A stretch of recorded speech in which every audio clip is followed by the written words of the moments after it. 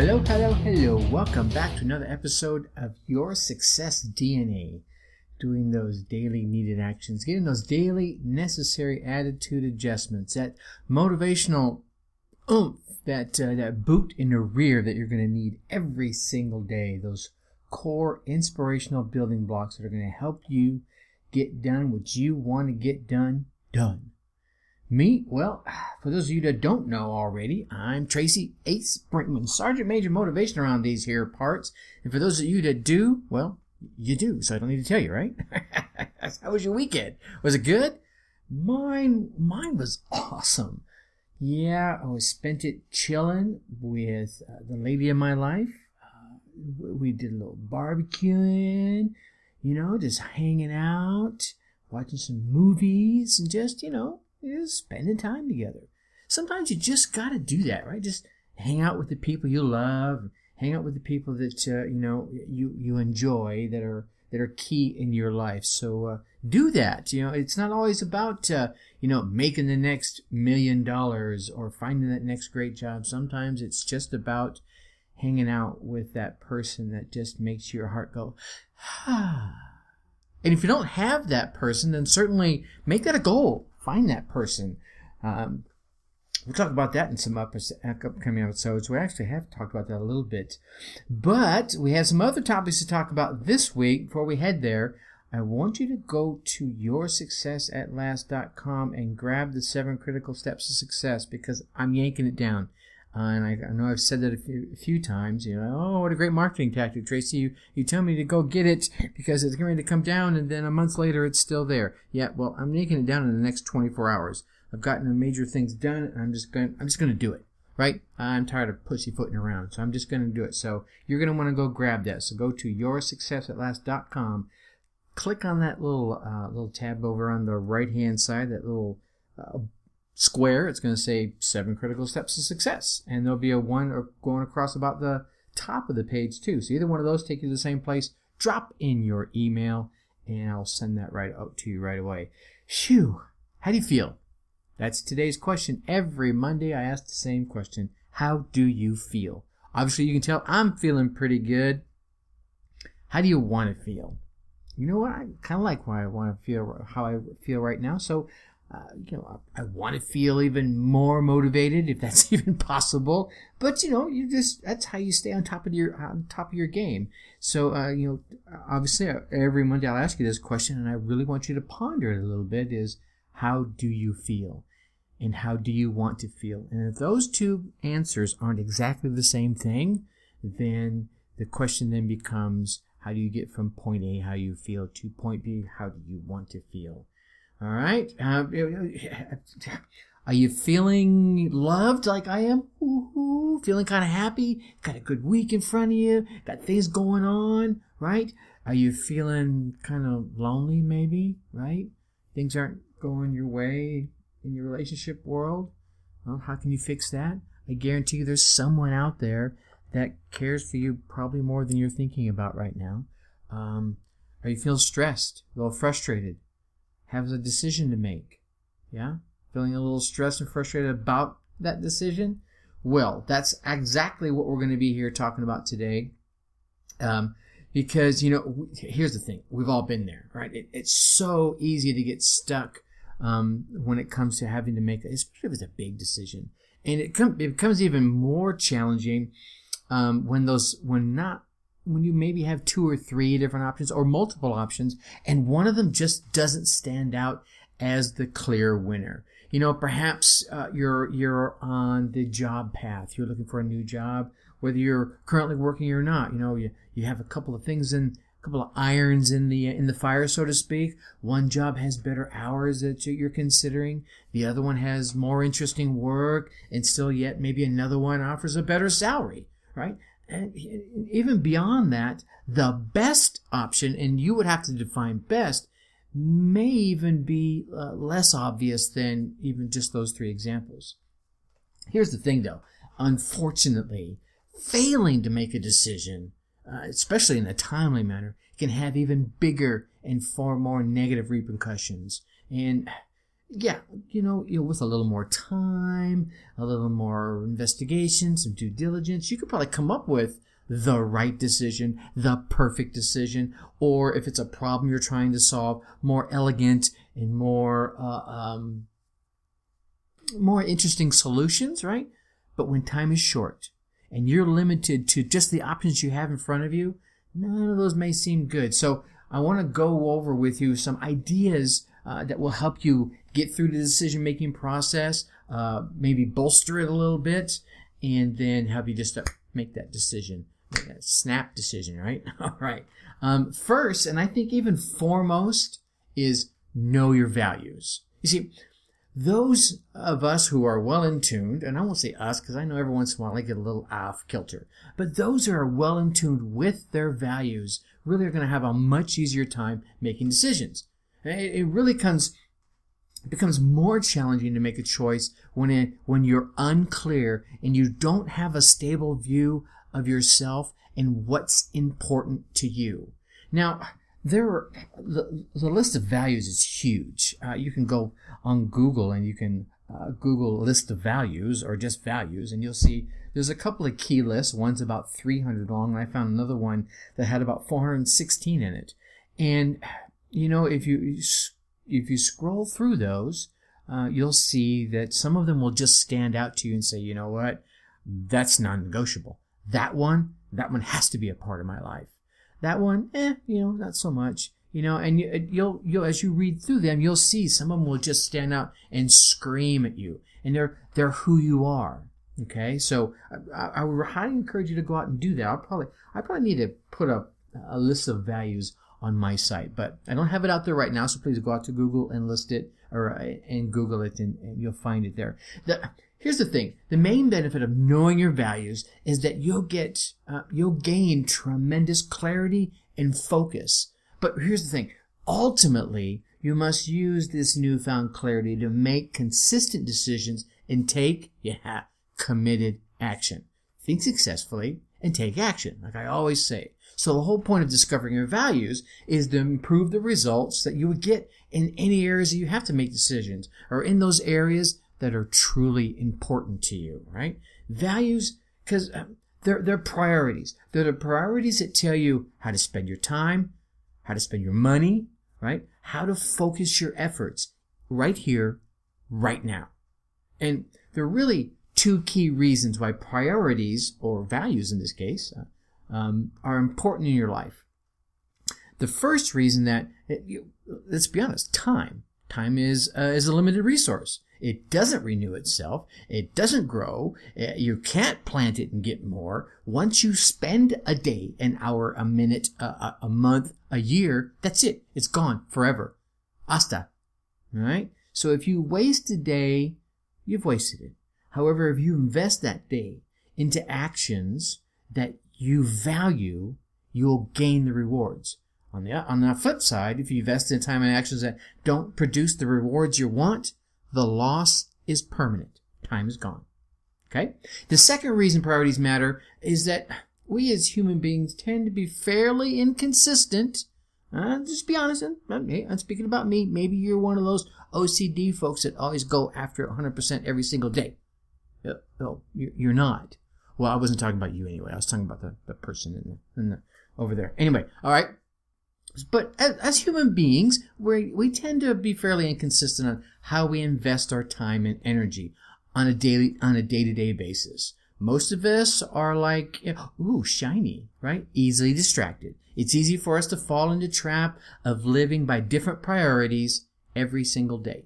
One day you exercise, the next day you might slack off a little bit. One day you work really productively, the next day you're kind of feeling kind of lazy, hanging out, right? All right. So if you don't consistently use your values or your priorities to stick to a clear, concise, consistent course, you'll definitely drift off course and shift over this way and wander over that way. And next thing you know, you might not know really where you're at. And this kind of living really leads and yields poor results. Imagine an airplane, and if whenever it took off and the wind blew it, 1 degree, 2 degrees, right or left, who knows where it would eventually land if someone didn't grab a hold of the steering wheel and steer it back on the course, right? All right. Anyway, so in the end, you've got, the first reason, of course, time and our value and our limited resource of time, and then our tendency to drift, right? Drift with the winds of life, okay? So for these two reasons, limited time and that low index of distraction, consciously knowing and living by your values really becomes hugely important. Values act like a compass, like in the plan example I gave you, that puts you right back on course every single day, every single minute, all right? So day after day, you're moving in the direction that takes you closer and closer to your major definite purpose, to whatever your definition of your best life is, whatever the best life that you can possibly live. And you get to define that all on your own, okay? All right, so that's number one, to know your values. Number two, you need to have goals. Yeah, I almost throw this almost on every podcast, it seems like, but it's the truth. When you know exactly where you're headed, most of the options that you have before you, they can be eliminated. Oh, that one's going to take me away from my goal. I'm definitely not going after that one. That one might get me there, but it's going to take twice as long as if I take this option, right? So I guess the helpful part of the decision was, does any particular possibility that you're being presented with bring you closer to reaching your goal? The more your decisions are based on your goals and your major definite purpose and where you want to go in life, the more likely you are to A, accomplish them, and B, enjoy the process. So keep your goals fresh in your mind. All right? Now, next is, of course, collect all the required information. All right? Wise decisions require information, especially good information. That's key, right? Most of us fall prey to either not gathering information, or we get stuck on gathering information, that paralysis by analysis thing. All right. So knowing yourself with the values and your goals will dramatically reduce the amount of time that you're going to need to navigate the information gathering efforts. And then with that information piece, and I find a lot of folks that get lost in the gathering information have a little fear of failure. So it becomes really common to shun actions that may result in failure, which, any good action does have a risk associated with it. So ensure that you're not basing your actions too much on the likelihood of failure. Okay, so if let's go one step further. Examine your fear of success. Here's the other side, and I've mentioned this a couple of times before, is that most of us have a fear of failure. Got it? We don't want to trip and fall and bust our nose on the pavement of life and stand up and, as we're blushing and holding our nose to keep the blood from dripping down, people are potentially giggling at us. Here's what I find. A, if you do trip, stumble, bumble, and fall and stand up and brush yourself off, generally, most people haven't even seen it. And if they did see it, they've already moved on. Okay? So you're more embarrassed to yourself. However, the bigger thing tends to be the fear of success. Try this experiment with me, all right? Literally, as soon as I go through this, stop and pause, unless you're driving. As soon as you get a second, look in the mirror. I want you to stand right in front of a mirror and look yourself in the eye and tell yourself that you truly want to achieve the goals that you've set for yourself.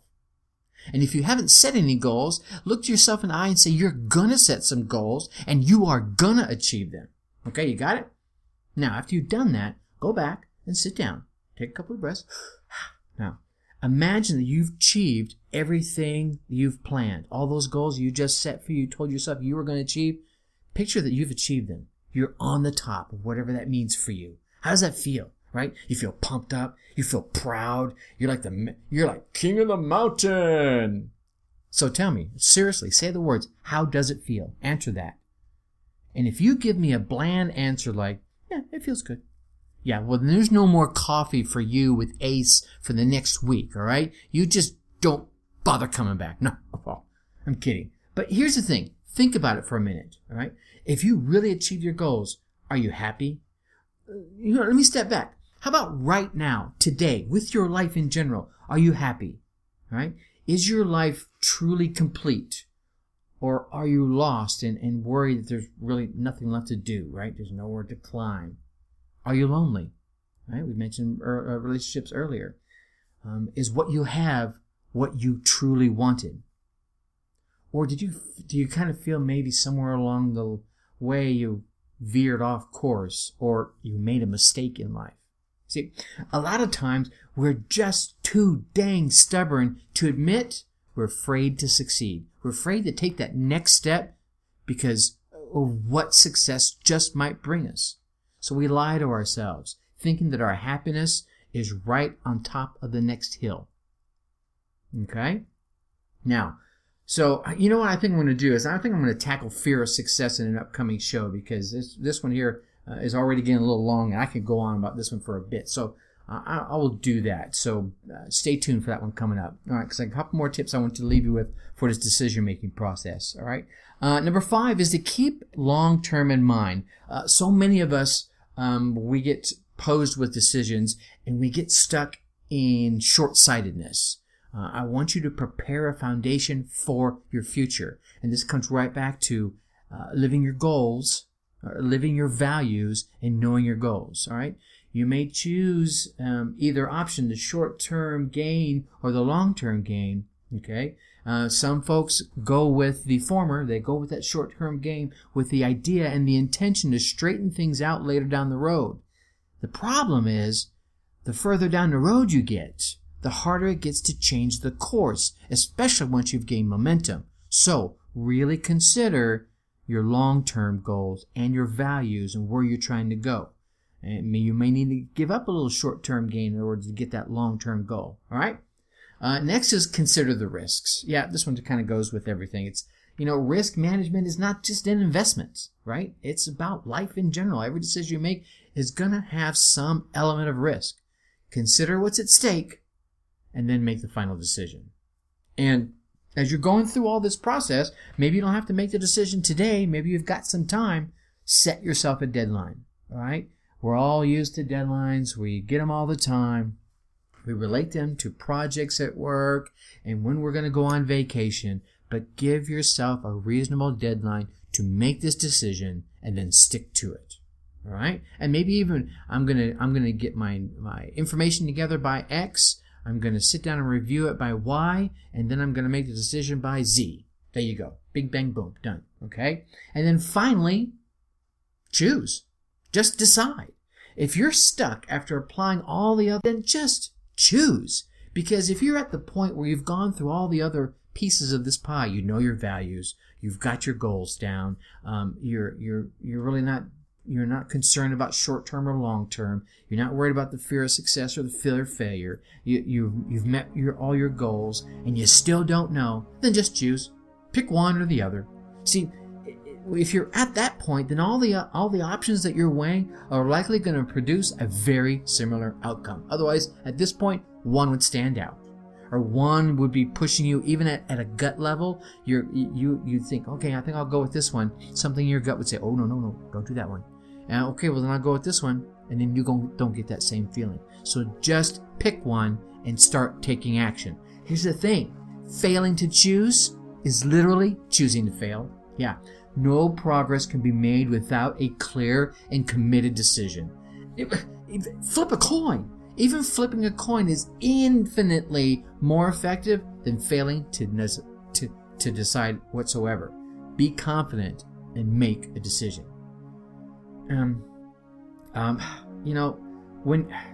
When you fail to decide what you want, you're ultimately stuck with whatever the simplest option is. Here's an even better idea.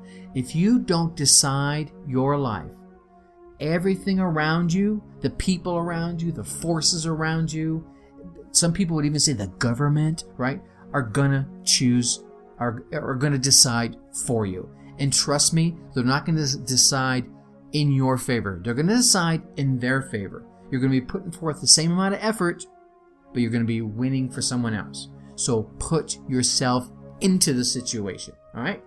So I wrote this little example down here. It's a really simple one and we can relate to it. It's like, suppose you find you're in need for an apartment. I just moved up here to Wisconsin back in September and was needing to look for an apartment. And if you have 3 months to look for an apartment, you certainly you have a whole lot more options in front of you than if you need to find an apartment in 7 days. All right. See, if you wait too long to decide what you want, you lose flexibility. Your options begin to shrink. And after a certain point in time, they shrink really rapidly. So make your decisions intelligently, but make them quickly. Your life will be far more rewarding and far less stressful as a result. All right, so one last time, go on out to yoursuccessatlast.com, grab the 7 critical steps to success, and then you'll get the next program that's ready to come out in your email behind that, and then you'll get the 7 critical steps to success as soon as you drop in your email. All right, I'm going to leave you like I always do. Think successfully and take action. Talk to you tomorrow. You're going to want to be here, by the way. Bye.